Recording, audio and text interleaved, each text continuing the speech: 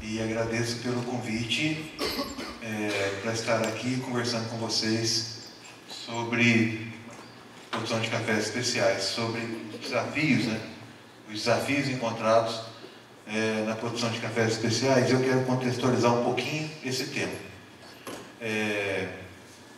Continuando os agradecimentos, eu me sinto muito feliz e muito honrado por retornar à universidade, retornar a um trabalho promovido pelo NECAF. Eu tive a oportunidade de alguns 20 anos atrás, participar do NECAF quando eu era estudante aqui da UFLA, no finalzinho da minha graduação e durante um período no mestrado. Até eu iniciar o projeto de mestrado, eu participei das ações do NECAF. E eu fico muito feliz de ver o NECAF em mãos tão trabalhadoras, tão proativas, de tão boas pessoas que estão levando o nome da instituição, levando o nome do NECAF, o nome da UFLA, e promovendo eventos para que a gente possa compartilhar um pouquinho da experiência que nós acumulamos ao longo da vida. O que eu vou trazer para vocês aqui hoje é um pensamento meu, e eu compartilho com os meus alunos, desse novo assunto chamado cafés especiais. Porque muito nós falamos sobre cafés especiais, muitas pessoas falam que hoje, se não for café especial, a cafeicultura está inviabilizada. Então, é uma série de novos conceitos, de novas falas e de situações que nós precisamos entender a base, entender o início, entender o porquê e entender o que é na essência, que é um produto novo, que são relações comerciais novas, são relações agronômicas novas, são posicionamentos novos, são posicionamentos que exigem que nós que estamos aí na área técnica enxerguemos o que são esses tais cafés especiais e como que nós vamos fazer para que a gente oriente e auxilie os produtores a alcançar esse novo mercado. Porque a relação dos cafés especiais, essa relação, tá bom, Zé? Essa relação, ela é nova. Por mais que estejamos falando de um assunto que já está sendo dito de várias maneiras por várias pessoas, é novo. Se nós pensarmos que a cafeicultura brasileira, as primeiras sementinhas aconteceram em 1727. Observem essa reflexão. Eu gostaria que vocês analisassem em que momento que nós estamos na cafeicultura. O café chegou aqui no Brasil em 1727 e coisa de 100 anos depois, o Brasil foi reconhecido como exportador de café. Não é isso? Por volta de 1830, o Brasil começou a exportar café em coco, produzido na região do Rio de Janeiro. Então, pensemos, se o café chegou lá no Alto Belém do Pará, em uma região adversa que nós entendemos hoje. Em 100 anos, enquanto não existia os recursos que hoje nós temos de comunicação, esse cara desceu o litoral afora até chegar na região serrana do Rio de Janeiro e se estabeleceu a cultura. Solo favorável, clima favorável. Começou a produção. Ganhou o nome, professor Rubens. E ganhou o nome. Obrigado por ter vindo, fico muito feliz de vê-lo. E isso em 1830, 1840. E desde então a cafeicultura ela vem crescendo com a chegada de materiais genéticos que foram trazidos para poder implementar a nossa produção, que era aditiva, 1850, 1860. Por volta de 1910, 1920, 1930 veio o mundo novo, vieram os materiais do IAC, e a cafeicultura veio ganhando força, produção em torno de 440 milhões de sacas no Brasil, 1940, 1950, a geada, que reduziu o parque cafeiro no Paraná, e a cafeicultura passou por um momento de crise, veio todo o plano de renovação de cafezais, até que em 1990, a cafeicultura brasileira, ela estava num ponto de que a produtividade estava em torno de 9 sacas por hectare. Produtor desestimulado, preço baixo, porque naquele momento estava em vigor um acordo, nós estávamos sendo cobertos por um acordo internacional de café, que eram contratos de compra e venda, que cotizava o que os países, de onde o café sairia, quem exportaria, quanto exportaria, para poder atender os consumidores, os países consumidores. E naquele momento, a produção brasileira era alta, né, mesmo com a produtividade baixa, e um desestímulo à cafeicultura por conta da limitação de exportação e, consequentemente, preço baixo interno. Isso em 1990. Aí acabou o IBC. O IBC, Instituto Brasileiro do Café, era um órgão que detinha o crédito, a pesquisa e a extensão para a cafeicultura. Então, os produtores que estavam desestimulados com a produtividade baixa, média nacional de 9 sacos por hectare, e hoje nós estamos em torno de, oscilando entre 24 e 27, ficaram soltos, sem um alinhamento nacional. Isso aconteceu, e esse vazio aconteceu por 4, 5 anos, quando, por volta de 1994, né, professor Rubens, a Emater, nos estados, assumiu esse trabalho, que era do IBC, que era um órgão federal, e a Emater assumiu isso aí. A Emater em Minas, no Paraná, a CAC em São Paulo, o Incaper, que era... a fusão veio da fusão com a Emater do Estado do Espírito Santo, que hoje é responsável por pesquisa e extensão. No Rio também a Emater. Então a Emater assumiu, e alguns anos para frente, por volta de 1998, foi implementado o consórcio de pesquisa da Embrapa, liderado pela Embrapa. É onde deu um gás à pesquisa, deu um gás em todos os trabalhos relacionados a café. Bom, qual é o cenário de 1998? Vamos tentar erguer. Vamos juntar para poder reconstruir, porque dinheiro não tem. E começaram todos os projetos, toda a iniciativa. O professor Rubens está isso de prova, ele participou de toda a negociação desde que o IBC fechou, né, professor? Então é uma experiência que eu acho que merece que vocês ouçam também, né? Porque é uma história muito bonita, de muita luta, de um monte de gente. E naquele momento a cafeicultura começou um novo ciclo. E eu estou falando de quantos anos atrás? 1998? E aí começaram os seus trabalhos. Foi quando essa questão de cafés especiais começou a circular no mundo por uma iniciativa da ESCA, porque isso aqui é o original. Hoje tem um A menos, tá? Mas eu deixei isso aqui para falar que é a Associação Americana de Cafés Especiais, que começaram a padronizar uma certa metodologia e um reconhecimento sobre esse produto de qualidade superior. Eu vou contar um bocadinho disso aí.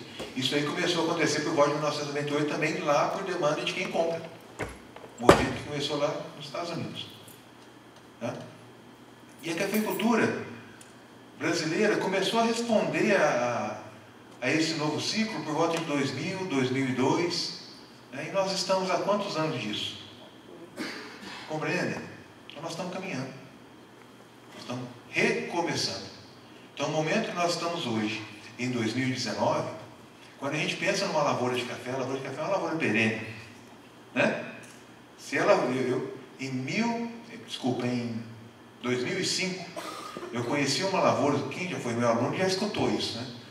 Em 2005 eu tive a oportunidade, quando eu fazia estágio na Fundação Pro Café, que também foi um monte de professor que eu tive lá, graças a Deus, eu tive a oportunidade de ir com o Matiello numa lavoura que ganhou um concurso da BSA de Bourbon, no município de Carmo de Minas, não sei se é Carmo de Minas ou Soledade de Minas, mas eu sei que é na Mantiqueira.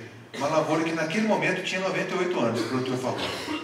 Em 2005 estava ganhando concurso de qualidade. Então o café é uma cultura que a gente pode trabalhar por muito tempo. Mas se nós pensarmos em ciclos, considerando o livre crescimento, ou talvez uma poda mais leve, sem renovação, a gente pensa em 15 anos. Essa lavoura, eu vou começar a pensar nela em poda com 12, 15, até um pouco mais, dependendo do arranjo espacial, do espaçamento e do entendimento com relação a podas. Então nós estamos praticamente encerrando um ciclo agora e começando outro. Quer dizer, estamos começando o segundo ciclo de uma cafeicultura que chegou aqui há muito tempo atrás e que nós estamos num momento de nova reflexão. E aí vem esse tal assunto, produção de cafés especiais, em um país que é o maior produtor de café do mundo, o segundo maior consumidor de café do mundo, beirando o primeiro, que tem uma fama que não é das melhores, mas é injusta. Uma fama que não é das melhores, porque nós somos reconhecidos como eficientes em termos de produtividade, produção de um grande volume de café, em torno de 52 milhões de sacas, 53 milhões de sacas, então varia um pouquinho para lá e para cá, mas de produção de um café mediano a fraco. Né? Isso de maneira geral. E eu tive a oportunidade de escutar um comentário quando eu comecei a labutar nessa trilha de me tornar um degustador de café com certificação da SCA em 2010, que é um pouquinho da história que eu quero contar para vocês também. Eu fui convidado para participar de um curso em Lima e em 2010, numa sexta-feira, estávamos em 5 brasileiros e um grupo de 33 pessoas. Eu estava, Cláudio Baquião Filho, de Nova Resende, produtor familiar também, que o Grader, Ivan Wagner Freire, que hoje não prova café, mudou de área. Boa noite, meu amigo. Bem-vindo. E uma senhora chamada Miriam Gonçalves Aguiar, que é produtora aqui em Santo Antônio do Amparo, tem uma fazenda de produção orgânica, e um rapaz chamado Zé Antônio Rezende, que hoje é um dos sócios de uma exportadora de café do Paraná, chamada Capricórnio Coffees. E dentro daquela turma, um instrutor que eu tenho muito respeito com ele, né? Tivemos uma conversa por muito tempo, chamado Jason Alberto. No último dia ele diz o seguinte: ainda bem que os brasileiros não conhecem o potencial de produção de cafés especiais que o Brasil tem. Tá bom? Porque o dia que o Brasil descobrir o potencial que tiver, o potencial que ele tem, nós teremos muitas dificuldades. E eu vou colocar um número para vocês aqui, que é um número surpreendente. A BSCA informou que em 2018, a produção de cafés especiais no Brasil girou em torno de 17 milhões de sacas. O que significa 17 milhões de sacas num cenário onde a Colômbia, quando se fala em café especial, se lembra? Colômbia, né? Tem até uma xicrinha subindo lá no cara no filme, né? Aquela coisa lá. Os caras são fera.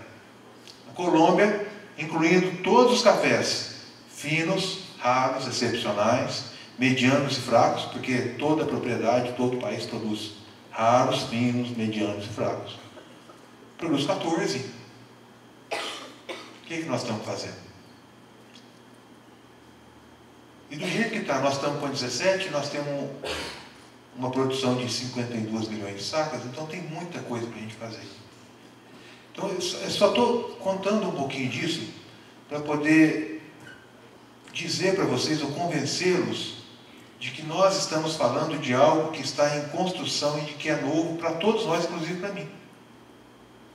Eu tenho trabalhado com esse assunto e isso me deixa muito satisfeito, porque mudou muito os meus conceitos.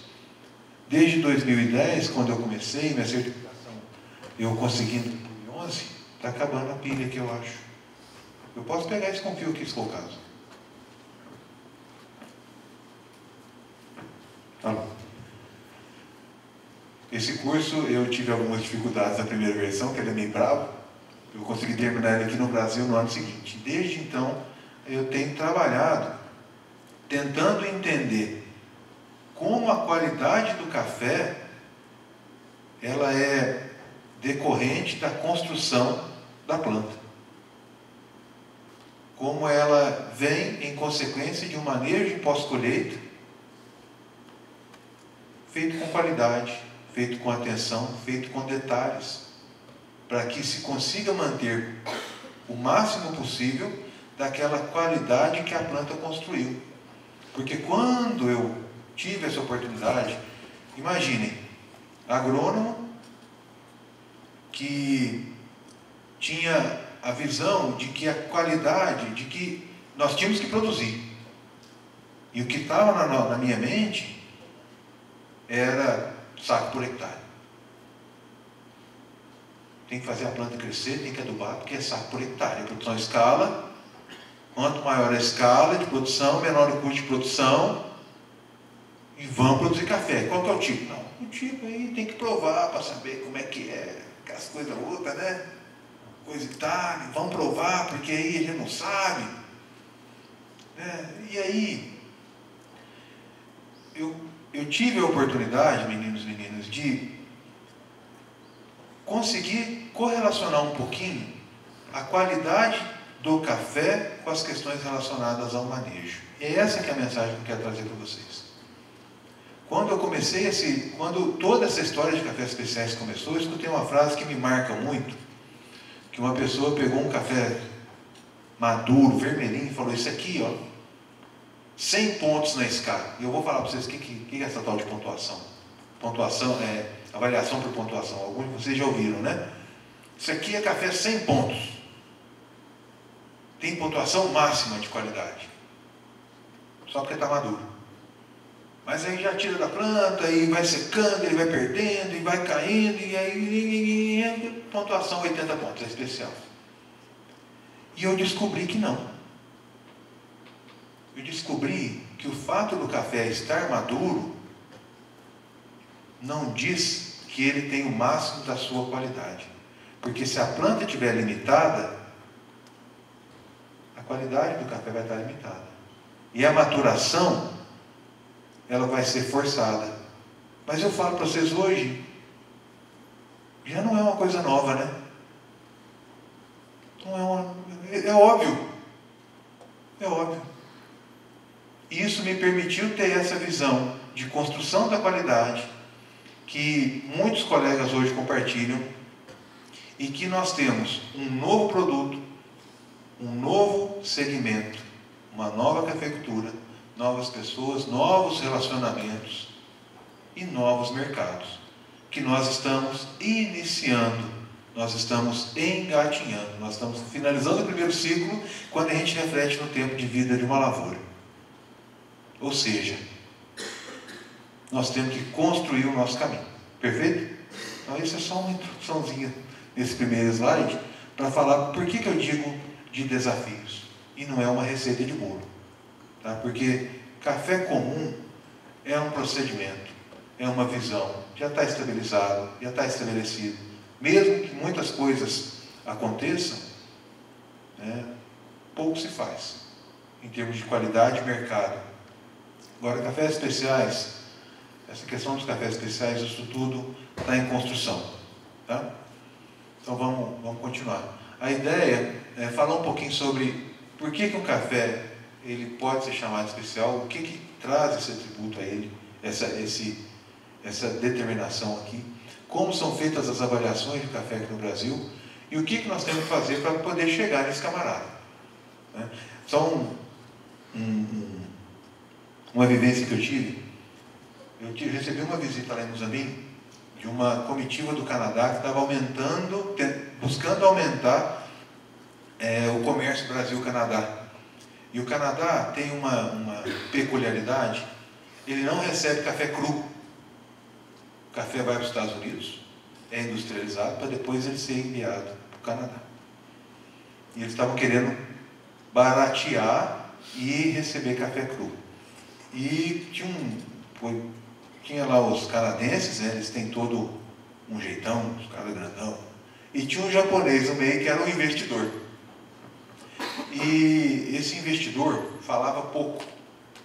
O japonês já fala pouco, ele falava menos ainda, porque ele era um investidor, então ele não podia falar muita coisa, né? Ele entregava o ouro. A única frase que ele disse em toda essa conversa de 3 ou 4 horas lá no laboratório sobre comércio de cafés especiais foi: nós estamos falando de outro bicho, isso não é café comum. E essa é a visão hoje de quem exporta cafés especiais. Porque as relações são totalmente diferentes das de café comum. Vamos continuar. Muito bem, então o que é esse café especial? Então tem algumas definições, né? Algumas definições. Isso aqui eu vou ler. Cafés especiais são aqueles que apresentam excepcionais características de aroma e sabor, capazes de propiciar ao consumidor prazer ao degustá-lo.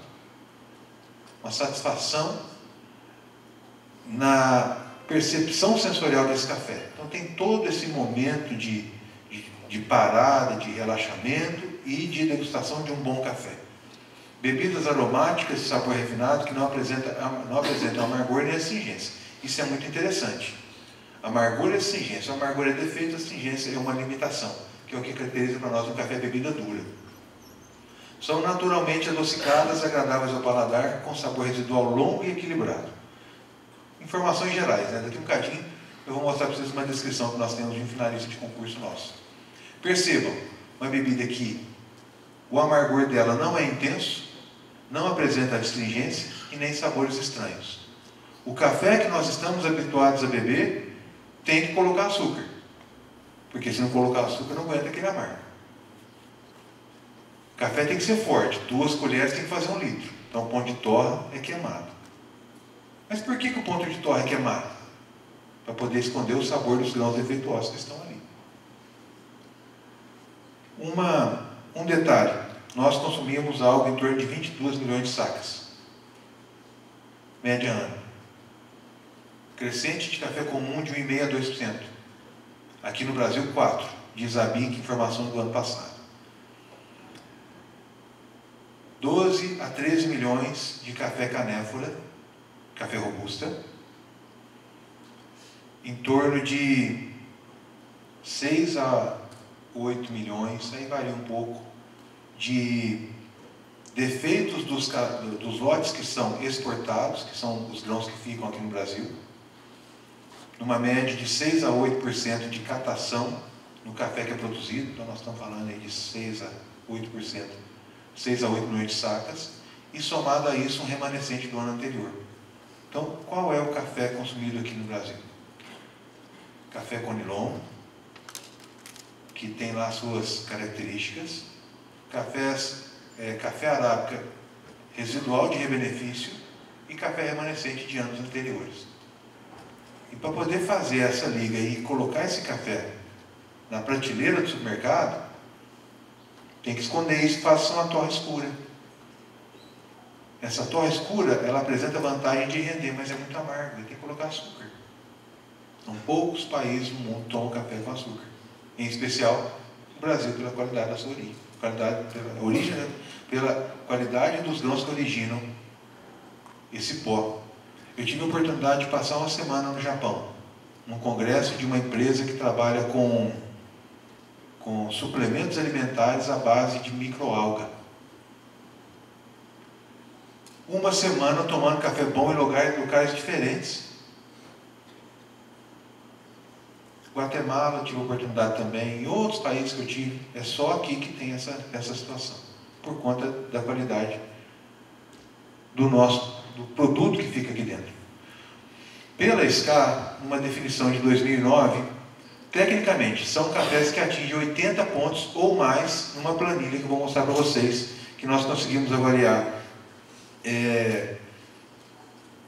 características de fragrância, sabor, finalização, acidez, cor, são 10 atributos que nós avaliamos isoladamente e fazemos a soma.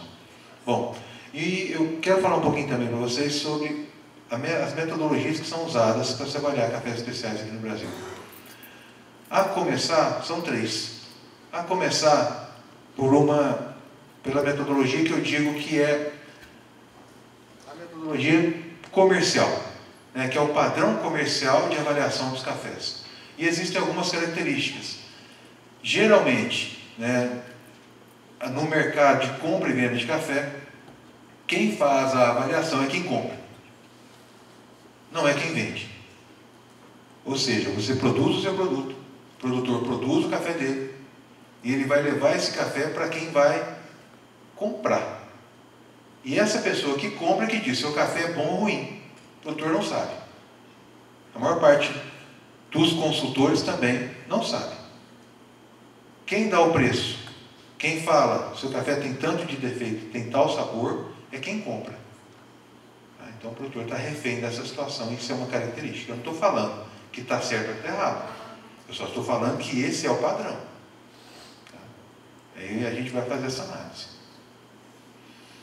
E nessa questão comercial, não existem padrões entre as empresas, porque afinal de contas elas não compartilham a metodologia de avaliação, porque elas são concorrentes. Então algumas trabalham com uma curva de torra mais clara, outras trabalham com uma curva de torra mais escura, mais longa, mais curta. Algumas retiram alguns defeitos, outras não retiram. O café ele é degustado com todos os defeitos que vêm. E aí existe uma questão muito importante, porque quando o produtor entrega uma amostra em uma comercializadora, primeiro se faz uma avaliação física. Qual é o aspecto, qual é a umidade, né? O aspecto geral de uniformidade de cor, qual é a umidade desse café. E depois se separam os defeitos em 100 gramas de café. E aquilo ali é chamado de catação. E desconta o valor daquilo ali. Na ordem de R$ 1,50 a R$ 2,00 para cada 1% de catação. Em alguns locais, feito esse descontou, faz essa marcação, o defeito, o grão defeituoso volta para o café e vai para o torrador, vai ser torrado, vai ser moído e provado com defeito. Quer dizer, o produtor perde 2 vezes pela mesma causa. Tá? Então, isso aí não tem um padrão. Varia-se o ponto de torra, presença ou não de defeitos, metodologia de prova. Então, são vários detalhes que fazem muita diferença. E como não existe padrão, vocês que são produtores de café, ou já têm essa experiência, sabem que existem muitos relatos de produtores que pegam o mesmo café e levam em 3, 4 lugares diferentes com respostas sensoriais e classificação e preço tudo diferente. É assim? Porque não tem metodologia. Agora, como cobrar? Não tem como cobrar, isso é uma prática comercial. Quem regula isso aí é o próprio produtor. Daí a necessidade de ele estar conscientizado, capacitado. Quem tem que fazer isso aí? É nós, mano. É nós mesmo. Tá certo? Bom, e essa questão também é muito importante. Ao final de todo esse trabalho de avaliação, são disponibilizadas informações superficiais. O produtor recebe, seu café deu 15% de catação. Catação são os grãos defeituosos, ou seja, em 100 gramas, 15 gramas de defeito. Em 100 sacas, são 15 sacas de cafés de grão defeituoso, que depois que faz o rebenefício, separa tudo. Que hoje existem maquinários que fazem tudo. Está ali, os alunos Zé Miguel, que Hortana Pialense, que podem testemunhar. Os caras fazem de tudo. Toma para um lado, toma para o outro, separa tudo que quiser. É assim? Pois é. E aí, só que o produtor, ele não é informado de quais os defeitos prioritários que estão nesse café. Porque se ele fosse informado, você fala, a sua amostra de café, ela deu 15% de catação, e dessa catação, a metade é formada de grão quebrado. Qual a origem dos grãos quebrados? Ou secou demais, ou a máquina de beneficiar está desregulada. Vazadeira pequena, ou o grão que foi mordido na unidade de descascamento, ou foi amassado com o trator no terreiro. Para poder remediar esse ponto seguinte. Mas não, tanto de catação. Todos os grãos são colocados juntos. E uma outra informação superficial com relação aos resultados sensoriais. Se o café bebeu ou não bebeu. Beber significa não tem defeito. Ele pode ter astringência, mas não tem defeito. Se ele não bebe, é que ele tem defeito sensorial. O que é defeito sensorial? É gosto de chulé, gosto de madeira, gosto de tábua de chiqueiro, depois de 2 chuvas. É gosto de mofo, gosto de terra, gosto de óleo rançoso. E são realmente sabores que aparecem no café. Café que está em entulha úmida, branqueia, perde densidade, dá gosto de mofo, dá gosto de madeira. Café rio, que fermenta, que perde qualidade no terreiro. Café de varreção tem gosto de terra. Café rio tem gosto de remédio. É o gosto do cheiro do esparadrapo. Isso é uma coisa interessante a gente pensar. E aí, com essas oportunidades que eu tive, eu consegui correlacionar o gosto do cheiro do esparadrapo, ou da injeção, ou da sala de aplicação de injeção, do café, está relacionado a um problema técnico de secagem. Compreende? Então são informações que, nas questões comerciais, elas são muito superficiais e o produtor não tem informações claras sobre isso. E existe também a informação regulamentada pela Instrução Normativa número 8, vigente, 2003, do Ministério da Agricultura, que padroniza e orienta e destrincha toda essa questão de classificação de café. Há alguns anos atrás, eu fiz junto com o professor da UNB, nós fizemos uma avaliação das metodologias de avaliação de café no mundo, um comparativo, né, que se usa no Japão, nos Estados Unidos, na Europa, maior parte dos países compradores e considerando a Instrução Normativa número 8. Nós entendemos que hoje, por mais limitada que seja, a IN 08 do Ministério da Agricultura é a melhor metodologia para a classificação física do café. Classificação física, defeitos, umidade, aspecto, granulometria.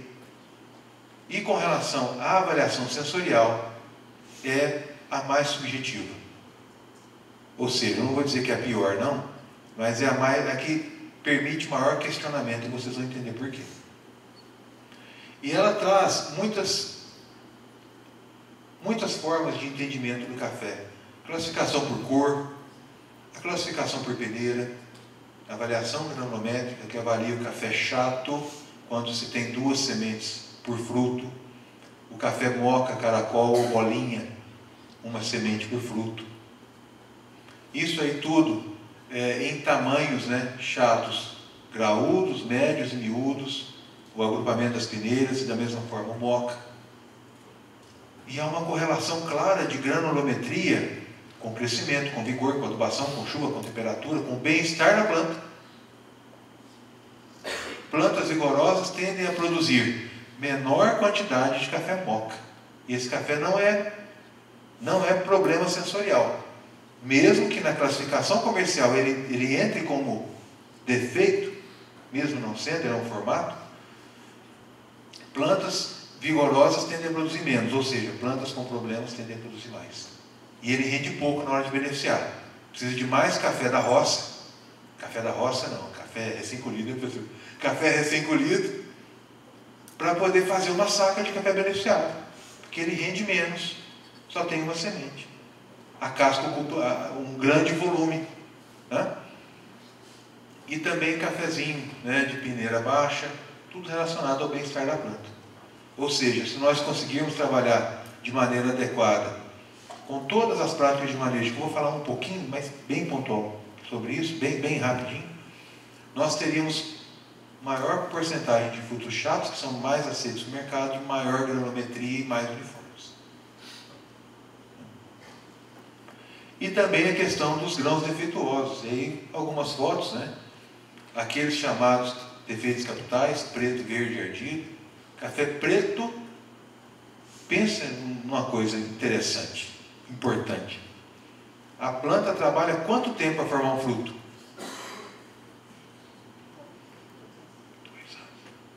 2 anos.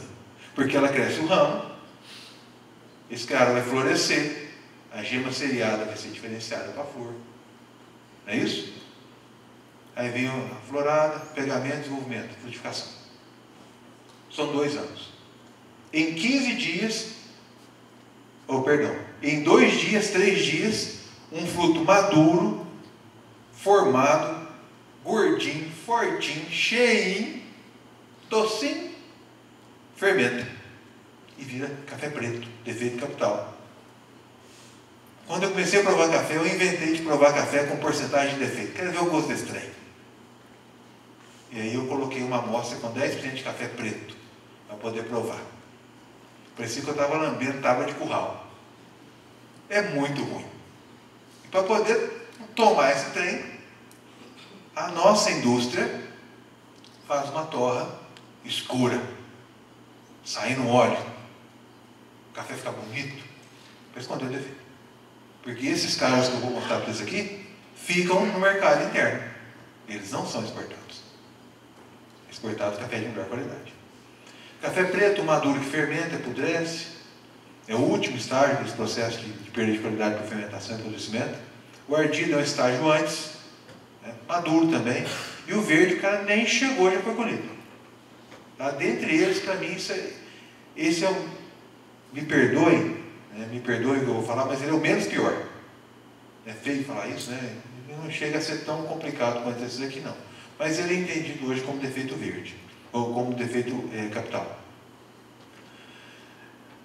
O preto verde, que são frutos verdes que passaram por um processo de aquecimento, porque não fermenta, mas ele aquece porque colocou no secador muito quente, ou colocou no terreiro em camadas muito finas e não revolveu, fruto verde, então dá origem a esse grão defeituoso. Percebam que ele é preto da mesma forma que o preto, mas ele brilha e ele é meio magrelinho. Porque ele não tem toda a estrutura formada, porque ele ainda é verde. Tá? E ele tem a película aderida, enquanto o preto ele não tem esse brilho. Os grãos brocados em escala, né? Brocado simples, né? A gente chama de brocado limpo, com 1 ou 2 furos por fruto, por semente, desculpa. O brocado sujo, que apresenta grave problema, ou grave possibilidade, importante possibilidade de contaminação por ocatoxina, né? Porque existe um apodrecimento aqui, desenvolvimento de micro-organismos, além de perda de peso, né? Uma série de problemas, e isso é um defeito severo. Grãos quebrados, café concha, né? E mal formados. Esses mal formados relacionados ao especial manejo. O café concha de origem genética, o quebrado, eu já falei um pouquinho, em especial a questão de secagem. Então tudo isso, a gente entender que todos os defeitos têm a sua origem, né? E nós podemos trabalhá-los individualmente. E os defeitos extrínsecos, que são aqueles relacionados, estão fora do grão, né? Casca, pedaço de pau, material estranho, pedaço de pedra, terreiro fragmentado, tá certo? E isso a instrução normativa COB, a classificação oficial brasileira, permite que seja feito, mas não é feito todos os dias, para todos os lotes, para todos os produtores. Isso é feito no momento de exportar um café. Isso o Ministério da Agricultura faz, os fiscais federais fazem isso. Todos os lotes vão ser exportados, todos os lotes vão ser exportados. Isso com relação à questão física, né? Os defeitos eles viram números de defeito, tem as suas equivalências, e aí nós chegamos à tipagem do café. Tipo 2, tipo 3, tipo 4. E agora um pouquinho sobre a classificação sensorial que é feita também na instrução normativa, e tendo a base o café o café da forma com que é visto lá fora, café brasileiro. Nós somos vistos como grande produtor de café bebida dura. O que é um café bebida dura? É um café que não apresenta sabores estranhos. Já falei para vocês. Qual é o sabor estranho? Não tem aquilo não.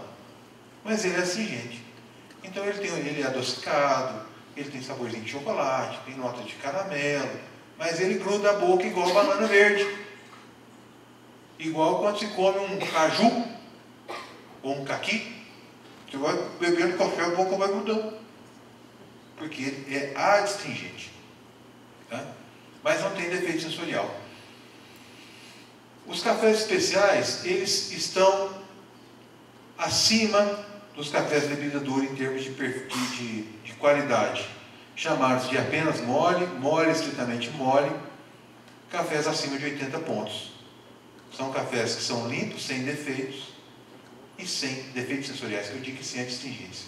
Tá? Os cafés especiais estão nesse grupo aqui. E existem também os cafés, os lotes que são categorizados como café com defeito. Café Riada, Café Rio e Café Rio Zona. E o que é interessante? É a descrição que esses caras recebem na lei, né? na instrução normativa. Bom, o que é um café bebida dura? Café bebida dura. Ele apresenta sabor acre, astringente e áspero, porém não apresenta paladar estranho. Não tem gosto de tábua de curral, nem de chulé, nem de queijo azedo, nem de esparadrapo, nem de injeção, nem de mofo, nem de terra. Bom, né? Menos mal. Mas ele cola a boca. E à medida que se diminui essa distingência e não tem sabores estranhos, ele vai melhorando. Passa a ser chamado de apenas mole, um café que não tem sabores estranhos e é levemente doce, sem a distingência e aspereza. Ele já não cola a boca, mas não é tão doce. Ele não tem um destaque para doçura, para corpo, para sabor. É fácil perceber isso? Não, não é. Porque é tudo uma questão de percepção sensorial. E o que é mais interessante, melhor que o café apenas mole é o café mole, porque ele é agradável, brando e adocicado. E o que é melhor que bebida mole é o estritamente mole. Ele é mole com força. Isso está na lei. Como ranquear esse negócio? Isso é uma dificuldade. E ele é um café que apresenta, ou eles, né, em conjunto, todos os requisitos desse cara, porém com intensidade. Então ele é mais doce que o doce de batata doce. Notas de caramelo fantásticas, acidez fantástica, mas é difícil a gente entender uma descrição dessa. Ela é muito... É difícil de comparar, né? É difícil a gente entender essa percepção de o que é mais ou menos para um ou para outro, né? E os cafés defeituosos, eles são Riado, leve sabor estranho, Rio, ele é sabor típico, e Rio Zona, ele é uma coisa quase que demoníaca. Café que apresenta aroma, sabor acentuado, assemelhado a iodoforma, ácido fênico, repugnante ao paladar. Mas isso faz parte da história do desenvolvimento da cafeicultura no Brasil. E eles criaram isso. Quando eu falei para vocês da história da cafeicultura, que chegou lá em cima em 1727, e o primeiro estágio de produção foi qual? Vocês lembram? O que eu falei? O estado do Rio, né? A região de produção de café no Rio de Janeiro é uma região serrana, quente e úmida. E o café maduro mofa na planta. Eu tive a oportunidade de trabalhar lá por um tempo, em época de safra. A gente fica melando, quente, muito interessante a região. Mas o fruto mofava na planta. E todo o café produzido na região era exportado pelo Porto de Paraty, depois passou a ser exportado pelo Porto do Rio. Então esse rio é Rio de Janeiro, que era o porto de exportação de café, que fez o Brasil ser reconhecido como um grande produtor de café. Depois, com o avanço da cafeicultura para o interior de São Paulo, né, e depois Paraná, sul de Minas, Minas Gerais, o café passou a ser exportado pelo Porto de Santos. Então existiam dois tipos de café, café Rio e café Santos. E o café Santos foi chamado de café duro. Então tinha o café Rio e o café duro. Café Rio e café Santos. Com o aparecimento de cafés um pouco diferenciados pela altitude de sul de Minas e de Minas Gerais, e mais a latitude do Paraná, que isso muda totalmente o perfil, a planta é altamente influenciável por questões edafoclimáticas, começou a aparecer um café diferente, né? Começou a aparecer um café que não era nem duro nem rio, ele não tinha sabor estranho, mas ele também não tinha distingência, ele apresentava características diferentes, tipo, por exemplo, acidez. Cafés mais ácidos, mais agradáveis. E se ele não era nem rio, nem duro, ele era um outro tipo, ele não era duro, ele era mole. Virou café bebida mole. E esse foi o raciocínio usado naquele momento. Rio, duro e mole. 3 tipos. Aí apareceu um cara que não era mole, mas não era duro, ele era o quê? Apenas mole. Ele não era duro, não era mole, ele era apenas mole. Tá certo? apareceu o camarada que era, como eu falei, mais doce que o doce de batata doce e virou estritamente mole. Conseguiram fazer uma diferenciação. E esse cara era o padrão dos cafés com defeito, gosto de remédio, certo? Apareceu um tipo de café que tinha esse saborzinho, esse sabor aqui, mas porém mais leve. Não era duro e nem rio, ele era riado, ao meio do caminho. E também apareceu o tal Rio Zona, que esse nome ele é influenciado pelo Rio e pela zona da Mata de Minas, que graças ao trabalho fantástico que a Mater fez, hoje o que era a zona da mata se chama Matas de Minas.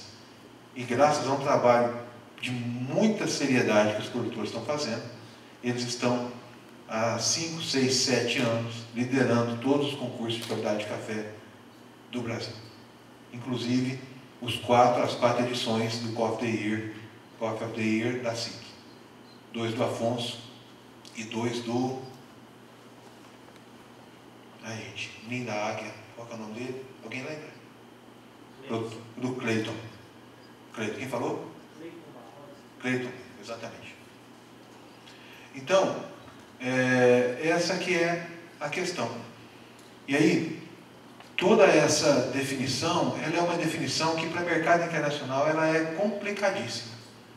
Como que vai haver uma comunicação? Eu e o professor Rubens conversávamos sobre isso numa banda que participamos juntos. Como que os termos da cafeicultura brasileira são traduzidos? Como que se fala café da roça?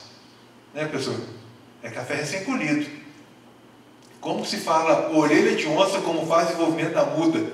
Ou palito de fósforo? Não tem muito louco. E como se fala? Meu café é um café duro. Meu café bebeu um rio. Como se traduz isso? Então existia uma dificuldade muito grande, porque esse cara que falava, esse aqui entendia um trem muito louco.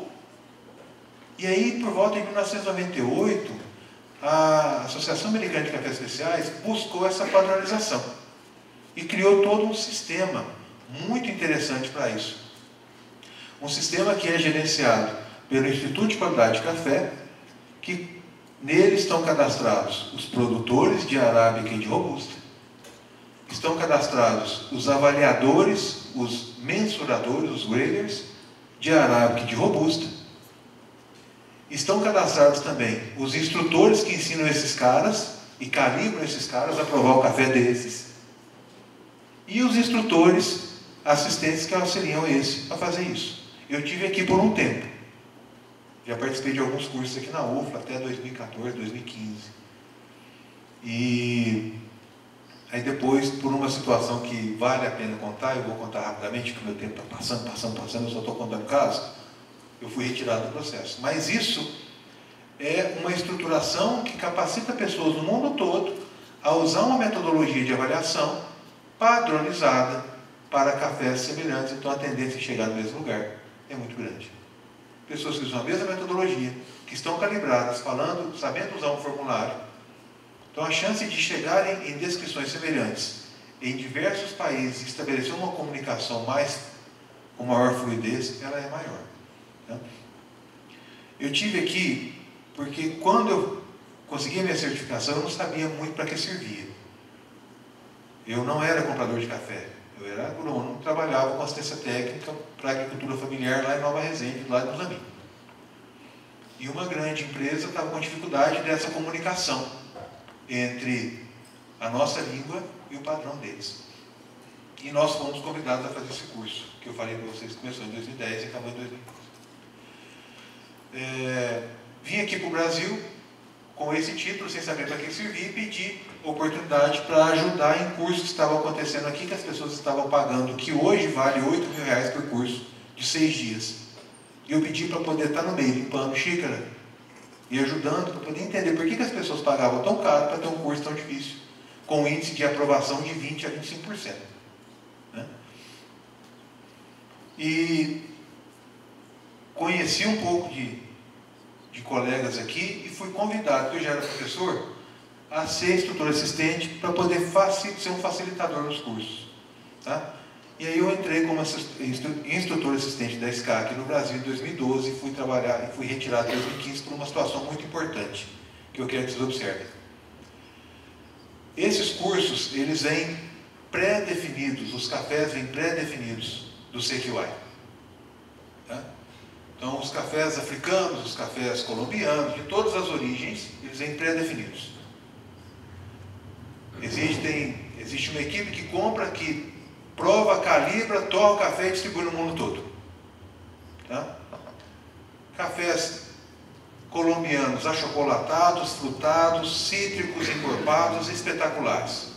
Cafés africanos, acidez fosfórica, com sabor de anis estrelado e caramelo, uma coisa muito louca. E o café brasileiro? Os cafés da Indonésia, terrosos, sabor de beterraba, doce. Coisa muito interessante. É uma situação muito interessante que eu trago para vocês aqui. Da diferença dos sabores. E os cafés brasileiros?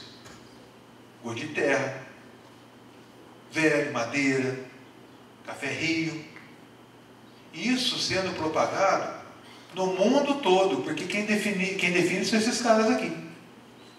Pensei comigo. Eu desenvolvia trabalho no Espírito Santo, São Paulo, Minas Gerais, Paraná.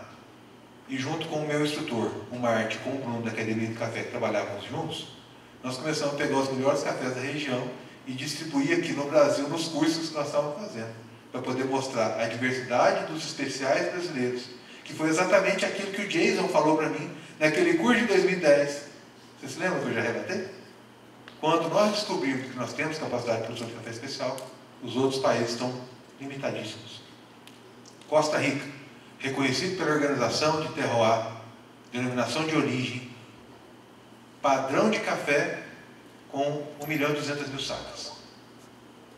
Nós com 52 milhões de sacas. E aí eu fui denunciado da SCA. E eu só podia recorrer em Seattle.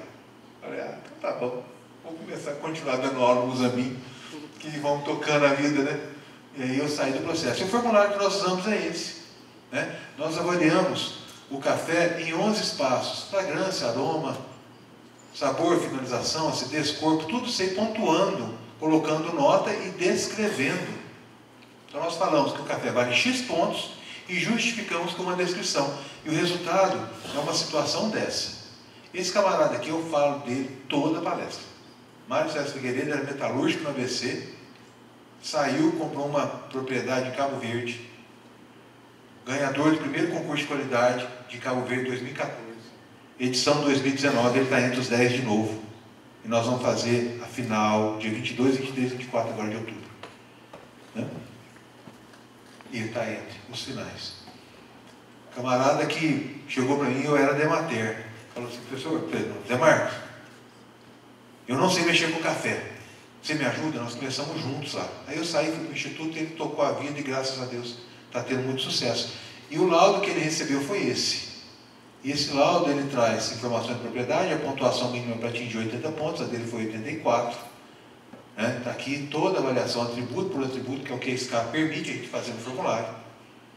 E o que é mais bonito, esse camarada café, esse café, ele apresenta características de aroma e sabor, que a metodologia da SCA permite que seja descrito e pode ser traduzido para qualquer língua. Então tem a referência de ponto e a referência de descrição. E esse café do Mário César Figueiredo, ele era um café natural, fantástico, e a descrição dele dá vontade de beber.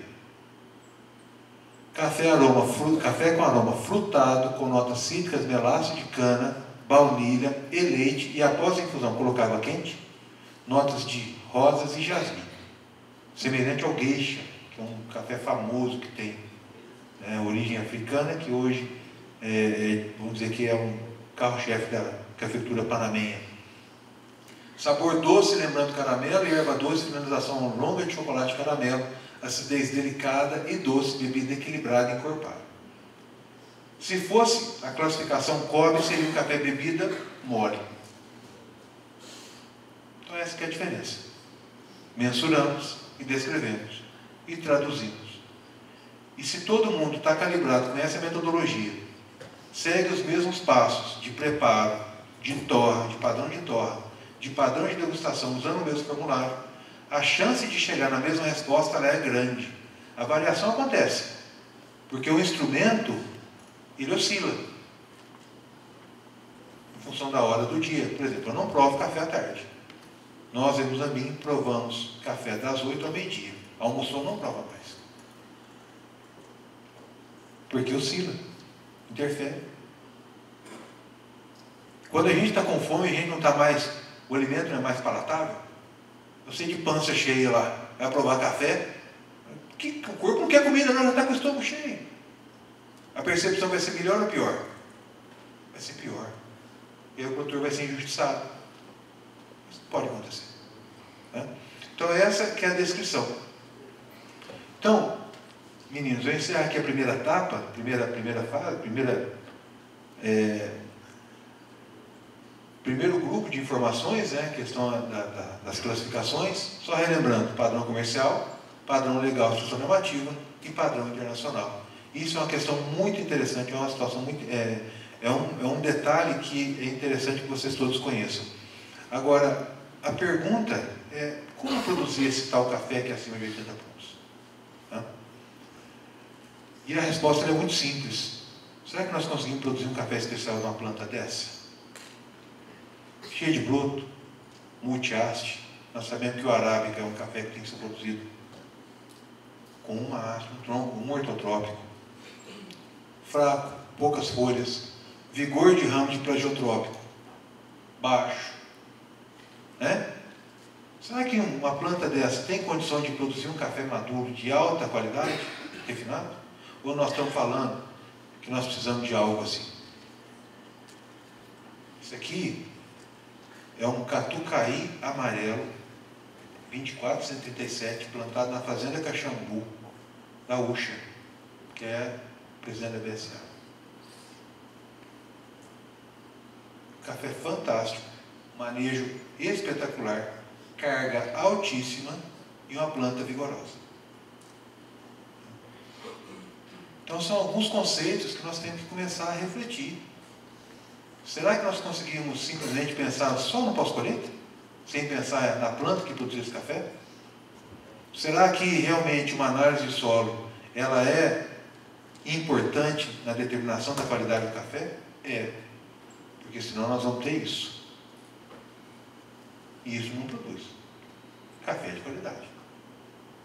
Por mais que seja maduro, por mais que seja uma planta baixa produtividade e maduro, não.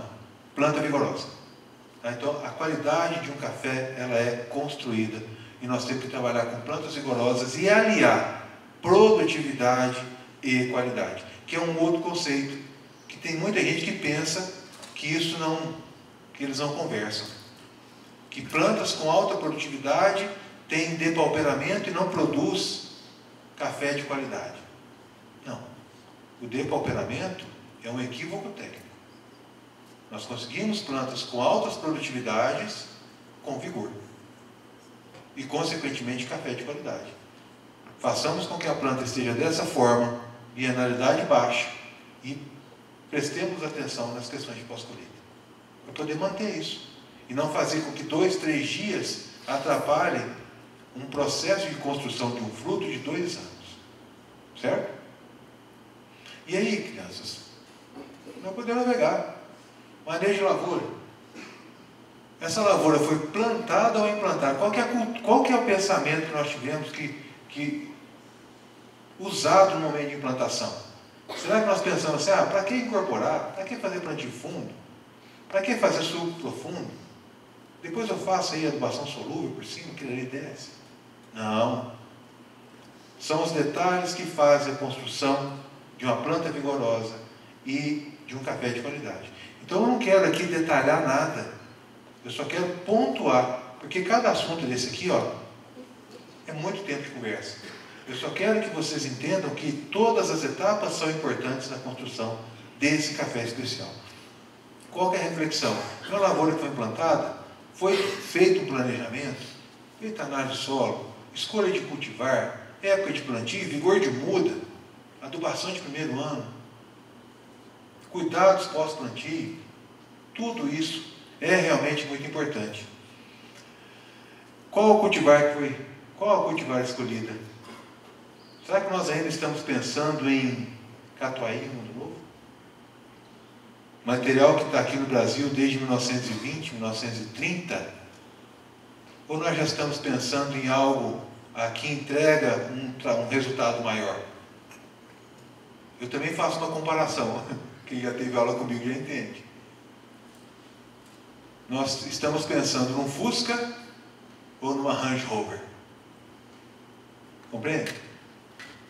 O Fusca, o custo é menor, ele vai te levar, vai ser um pouco mais lento, com menos recursos, com mais risco.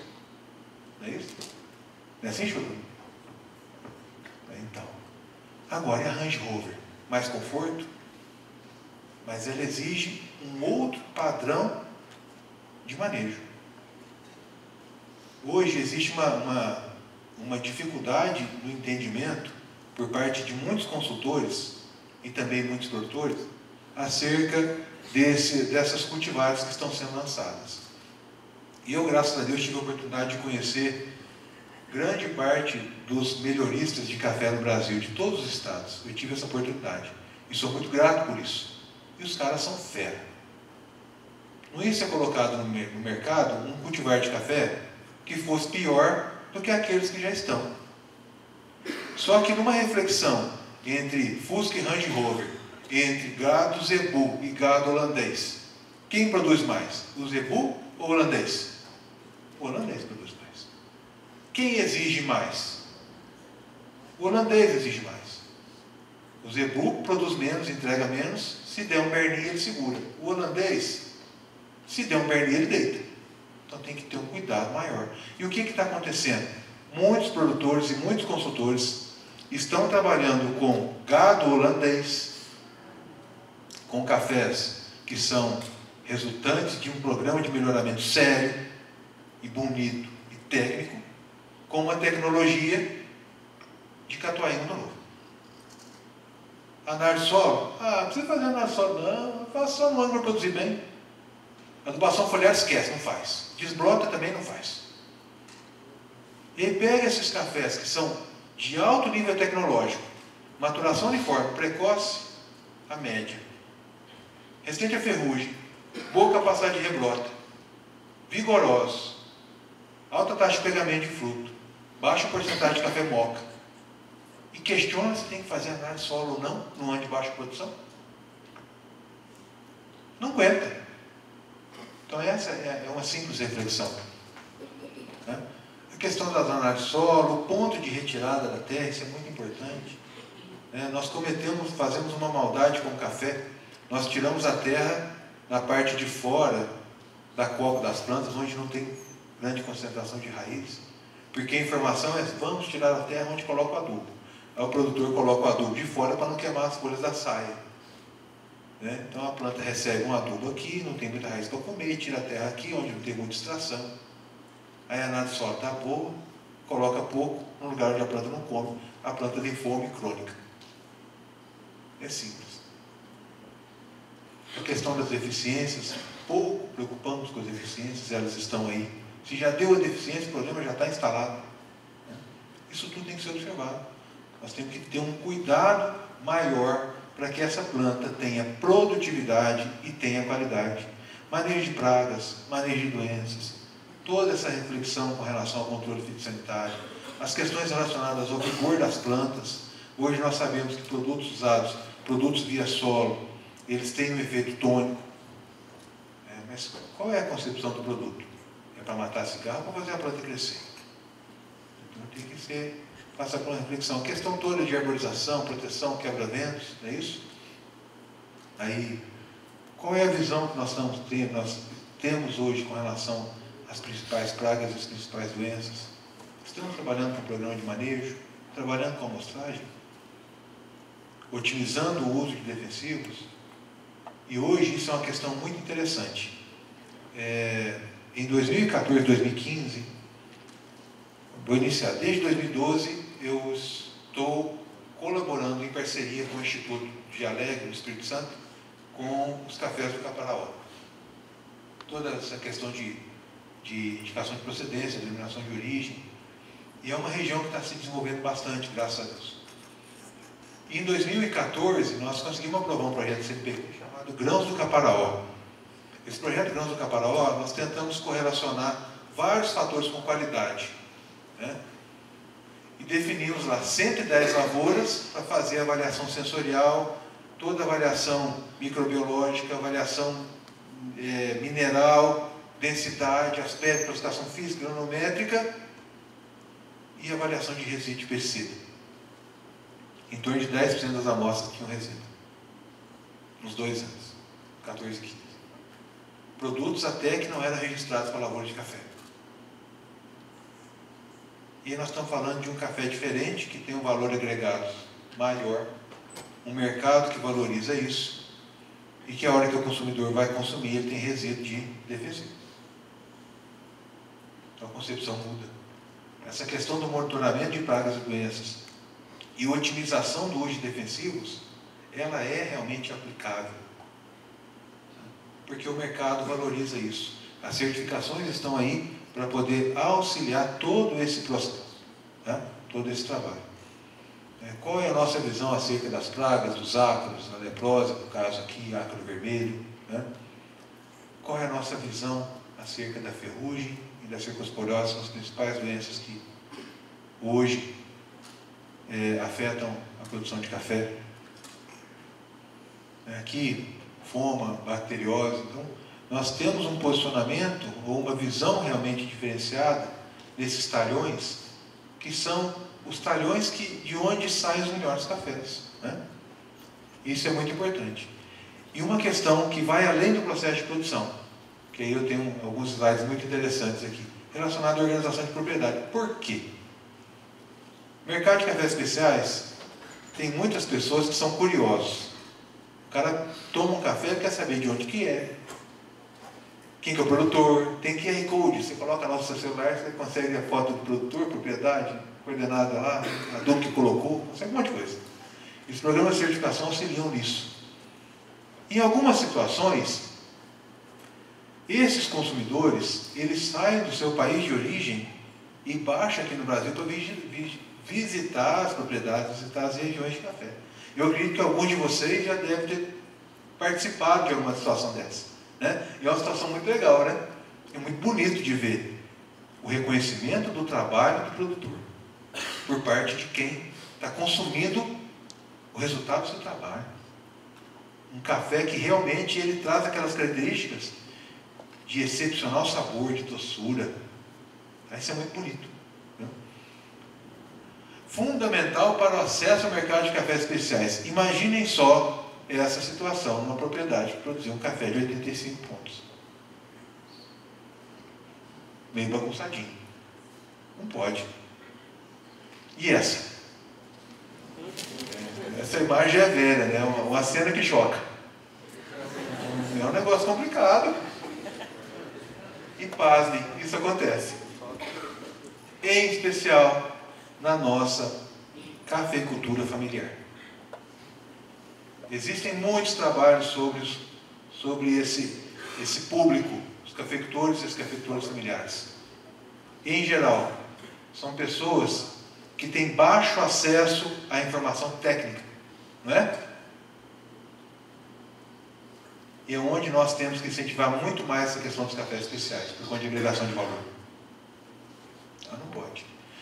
Colega meu, esse aqui bati foto, fui almoçar na casa desse camarada. Sorte que ele não estava fazendo comida, ele estava aplicando cobre na lavoura dele. Aí, tá bom. Tá? Tudo isso tem que ser observado. As coisas têm que ser organizadas. Pode ser simples, mas tem que ser organizado. Pode ser difícil, mas tem que usar. Né? Então são situações que fazem a diferença nesse novo bicho, como diz o tal japonês, nessa questão de cafés especiais. Né? Falar um pouquinho bem rapidamente sobre colheita e pós-colheita, como produzir café especial numa situação dessa. Esse aqui é um produtor de Eliato, próximo lá do Muzambinho. Nós fomos lá na propriedade dele, E ele estava mexendo no café no terreiro. Era tanto café que tinha no terreiro, que o rolo estava cavucando quase a camisa dele assim, ó. De tanta força que ele estava fazendo. Esse aqui dá para ver o rastro do carro passando no terreiro, que é o carreador. E aí vamos pensar, hoje muitos produtores falam sobre mecanização de colheita com redução de custo. Realmente, esse ano o custo médio da medida de café colhido de máquina com um rendimento de 80 medidas por hora aproximadamente, saiu a quanto? Você sabe? Em torno de 2,80 medidas. Colheita manual, média lá da região do Muzambinho, R$15 a medida. Aí os agricultores pensam assim, beleza, vou mecanizar. Aí contratam uma máquina para poder colher o café dele, de mais 5. A máquina vai lá e debulha tudo. E não tem terreiro. Economizou na colheita, perdeu na qualidade. Então são situações que nós temos que repensar. Né?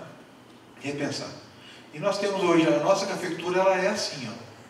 Café com 3, 4 floradas, esse ano agora florada de janeiro, florada de fevereiro, né? Estágios de maturação diferenciados, e nós temos que dar um jeito de separar isso aí, para que a gente possa dedicar trabalhos específicos para os frutos que estão em estágios de maturação diferenciado. O trabalho dedicado ao café verde é diferente ao trabalho que deve ser dedicado ao café maduro, e ao café que já passou, já iniciou a seca. Então vamos separar. É aí que vem toda essa questão do processamento pós-colheita. E existe uma frase do Silvio Leite que é muito interessante, que ele fala o seguinte, que o Brasil é o único país onde os produtores podem escolher o processamento que vai ser usado, a ser definido por quem vai comprar o café dele. Sabe essa situação que se fala na Colômbia? A Colômbia fala colheita seletiva, café lavado, não é isso? Eles não têm outra opção. Lá eles têm que colher seletivo porque o café chega a dar 15 floradas por ano. Lá eles têm que passar recolhendo o café, são mais ou menos 8 a 10 passadas que eles dão no café dessas 15 floradas. Porque o café tem, a planta tem flor, tem botão, tem flor, tem chumbinho, tem já fruto granando e fruto maduro que ele recolhe. E esse camarada, quando sai da planta, eles têm que descascar, porque lá é um clima quente e úmido, eles têm que tirar a casca e tirar a mucilagem, para poder fazer a secagem com menor risco, com a ausência da mucilagem, não é isso? E em menor tempo. O que os caras fizeram? Pegaram o limão, fizeram a limonada, e venderam o marketing para o mundo inteiro. Mas eles não têm outra opção. Aqui no Brasil nós podemos fazer natural. Hoje tem uma onda de cafés fermentados que está muito bonita, mas ela é, ao meu ver, ela é muito preocupante, mas tem cafés naturais, cafés descascados, cafés desmucilados, né? De várias formas, de várias metodologias. E hoje nós podemos fazer isso. Tecnologia tem, não tem, Zé? Tecnologia tem. Eu estou puxando aqui a empresa dele, porque eles alunos, me prestigiar a palestra, né? Então a gente fica puxando o saco do cara. Bom, e aí, aqui está o ciclo, né? Colhe o café, ele vai direto para o pátio de secagem, ele é chamado de café natural não lavado. Isso é uma questão muito interessante.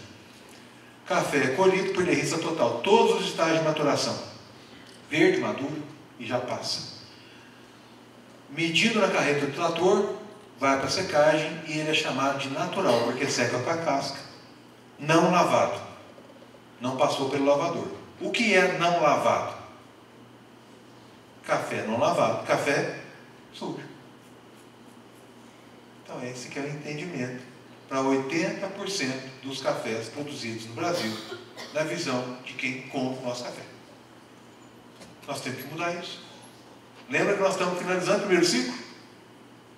Nós temos muita coisa para fazer. Muita coisa para fazer. E o mundo quer que seja feito. Só que tem que ser feito, tem que ser certificado, tem que ser garantido, tem que ser organizado, para que dê visibilidade, tem que ser consistente. Nós vamos chegar nessa conclusão.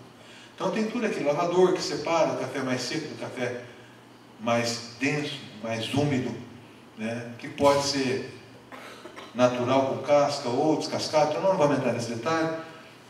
toda a questão de descascamento de café maduro, descascamento de verde. Então, recurso tem para tudo. Tá? Recurso tem para tudo. É possível fazer a separação em grandes usinas e também é possível fazer a separação em pequenas unidades de processamento pós-colheita. E aí é uma questão que nós temos que pensar muito, que quando se fala em processamento pós-colheita de café, é algo que vem na nossa mente, o grande produtor pode fazer. E não. Hoje existe tecnologia acessível para agricultores familiares, equipamentos menores, onde todos podem trabalhar essa questão da qualidade. Vamos falar do mais simples, o lavador de café. Quer fazer um café de melhor qualidade, diminuir a proporção de verde? Colhe um pouco mais tarde, separa o café boia, e o que afunda vai ser um café mais maduro, com baixa porcentagem de verde. Consegue fazer um café natural de boa qualidade. Então, recurso tem para todo mundo. A questão das caixas de fermentação para fazer café despolpado, aqui é o aspecto desse café sem a mucilagem, despolpado em caixas ou com equipamentos, né? Todas as questões relacionadas à secagem, mas eu já vou adiantando aqui. Um detalhe importante, a secagem mantém, a secagem não melhora, ela só piora. Então nós temos que observar todos os cuidados com relação à secagem de café, em especial a temperatura a qual é submetido o lote. Café não pode passar de 40 graus, seja no terreiro, seja na massa do secador, seja natural, seja descascado. Por quê? Porque acontecem problemas. Então, vamos falar um pouquinho disso. Mas que eu vou passar um pouco mais rápido, porque o tempo meu está acabando.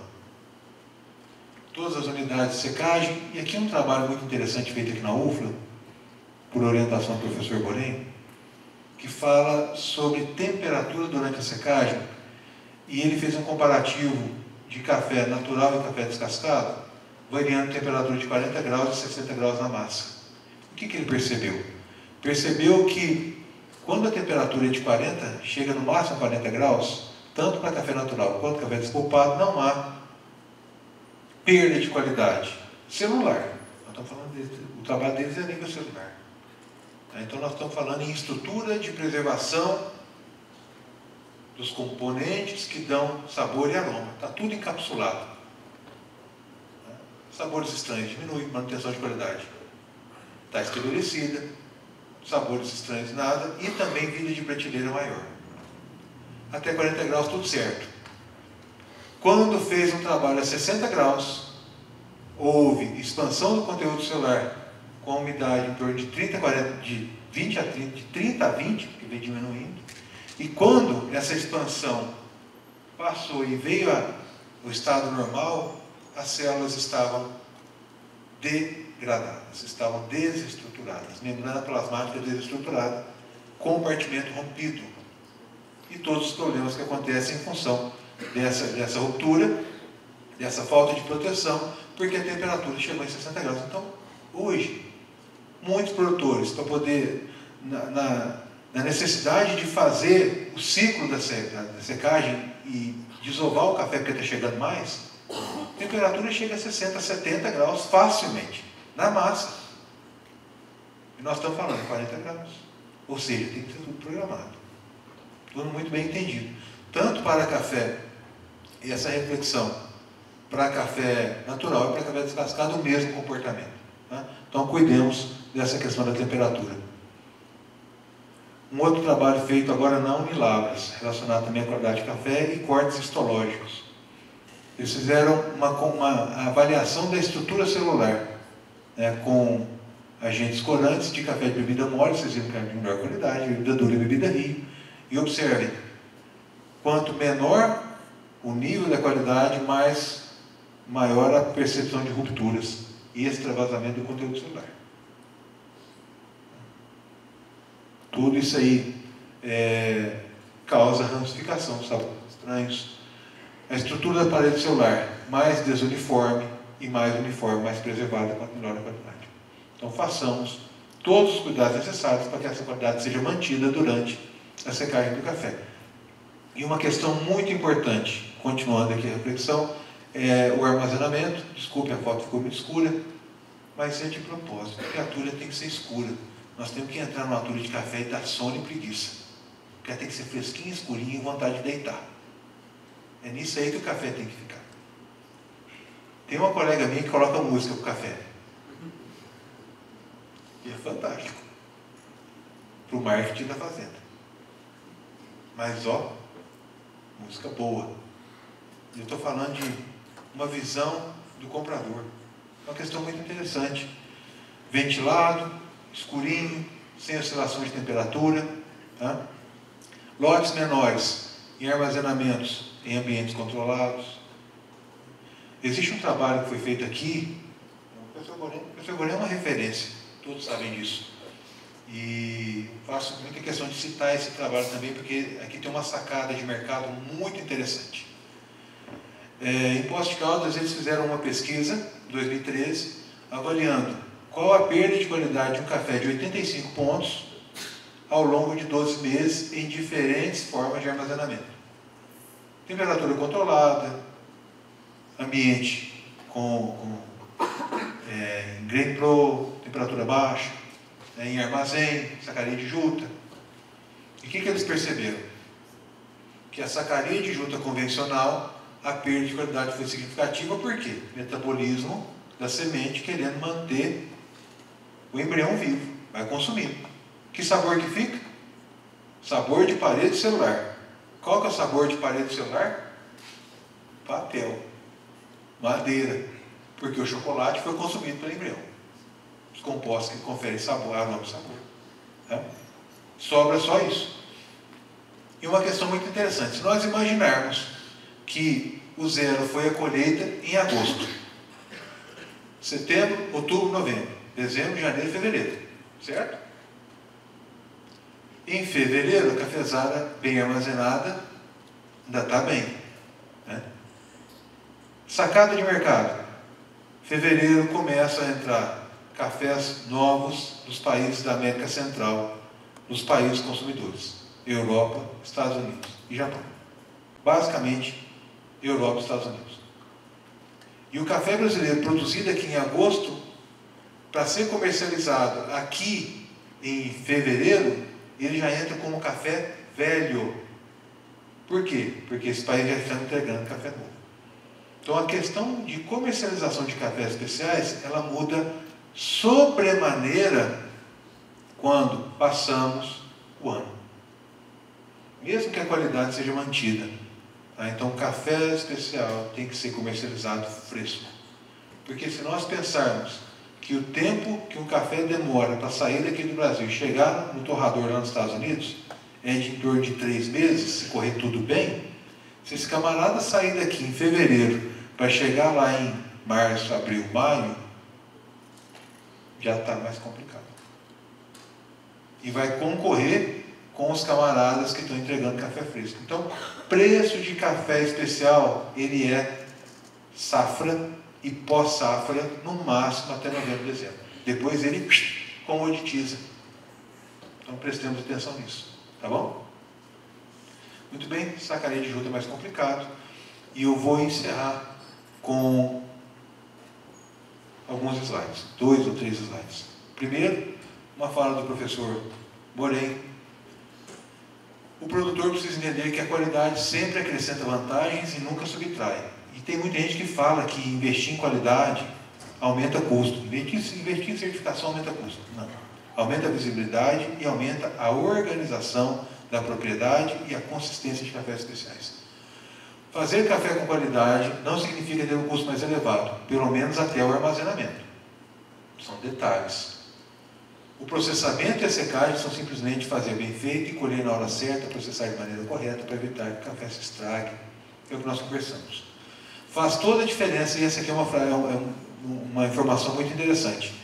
Faz toda a diferença nesse momento de crise. Qualquer porcentagem de produção reservada como especial vai melhorar o valor médio na comercialização dos cafés de toda a propriedade, todos os lotes.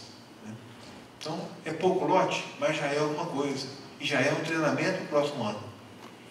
E aqui são algumas observações que eu faço. Baseado nessa visão que eu falei para vocês no início. Tá?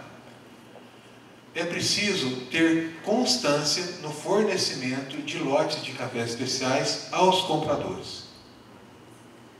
E não fornecer 1 ano, e depois fornecer dali a 3 anos, e ter uma nova reconquista, criar um novo vínculo. Essa turma que compra cafés especiais, eles querem vínculo, eles querem história, eles querem constância. Tá certo?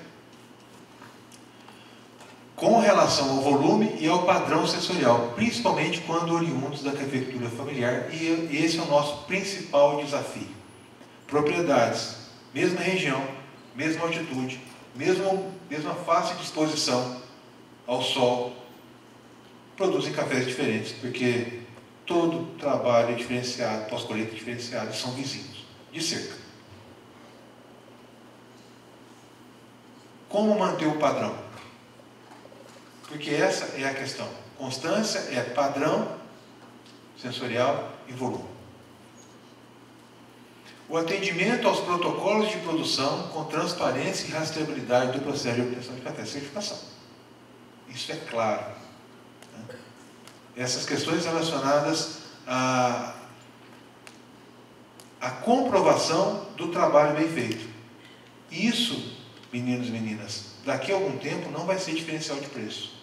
Vai ser obrigatório. É importante que tudo seja muito transparente, que tudo seja visto, porque quem compra esse café quer a história e quer entender como tudo é feito.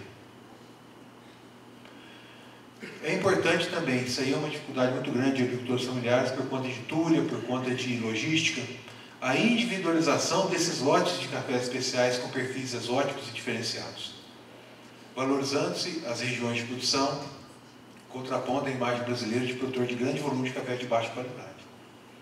Os cafés produzidos no Espírito Santo têm um perfil, Sul de Minas outro perfil, Cerrado Mineiro outro perfil, Paraná, São Paulo, Rio. São cafés de perfis sensoriais diferentes, porque a planta é significativamente influenciada por questões de manejo e região. Aqui é para nós, viu? Isso aqui é para nós. Precisamos de profissionais, técnicos, consultores de campo, que além de serem altamente eficientes na obtenção de altas produtividades, saímos de 9 para 27 em 30 anos. Falamos em produtividade de maneira muito serena, muito tranquila, vigor, crescimento, ótimo. Agora, que conheçam em profundidade as questões relacionadas à qualidade. Nós temos que conectar, nós temos que entender, para que o nosso cliente ele tenha constância, consistência e possa atender o cliente dele. Porque é esse novo segmento que nós estamos falando, de cafés especiais. E a última observação, é extremamente importante a divulgação da terceira onda da cadeia agroindustrial do café, e é muito bonito estudar isso aí. Tá? Eu sugiro que vocês façam essa leitura, para entender em que momento que nós vivemos hoje, esse posicionamento estratégico, tendo como base a visão de quem compra. Para todos os envolvidos, de forma a sensibilizar sobre mudanças demandadas pelo mercado comprador, pelos consumidores, que estão pagando melhor por esse café. Mas eles querem rastreabilidade, consistência, transparência, organização, história, todos os anos, de um café de alta qualidade. Que a hora que você coloca na boca, ele não amarga. Então é essa que é a sacada. É um novo produto. Em especial, quanto ao posicionamento das bases no segmento dos cafés especiais certificados para os produtores. Né? Só para vocês terem uma ideia, olha que símbolos interessantes. Comércio direto. Quem compra sabe quem está comprando. Quem vende sabe para quem está vendendo. E os caras se conhecem. E isso está virando um assunto rotineiro. Né? Mais cedo eu falei do Zé Antônio, que fez curso comigo lá em Lima. Ele é sócio dessa empresa. Está aqui por conta dele. Né? Por conta de eu já citar o nome dele para colocar a empresa dele aqui. Uma empresa chamada Capricórnio Coffee, localizada em Jacarezinho, lá no Paraná, Norte Pioneiro. Boutique de cafés especiais. O cara abre uma prancheta. Que perfil que você quer? Eu tenho um café frutado, só natalício. Tenho um café cítrico, com notas de laranja, do Sebastião Batata. Eu conheço, eu estou falando desses caras porque eu conheço eles. Eles são clientes, são fornecedores de café para a Provicor. E sem contar a história. E quem compra quer essa história. Então essa boutique é a história de um produtor consciente do que é a produção de cafés especiais. Né? Varietal é um café bourbon, bourbon amarelo. Vamos trabalhar com esse bourbon amarelo. Ah, é um café catucaí amarelo. É um caturra. É um geisha. Né? Então são essas situações que nós estamos nos deparando nesses últimos anos, numa mudança completa de perfil de trabalho, de demanda de trabalho, quando nós comparamos cafés especiais e cafés comuns. Né? Então essa que é a minha mensagem. Eu gostaria muito de agradecer a oportunidade, me sinto muito honrado de estar aqui falando para vocês, me sinto honrado de estar presente com o professor Rubens, fico muito feliz por isso. E agradeço a oportunidade, me coloco à disposição, parabenizo a todos vocês do NECAF. Tá? Muito obrigado pela oportunidade, gente.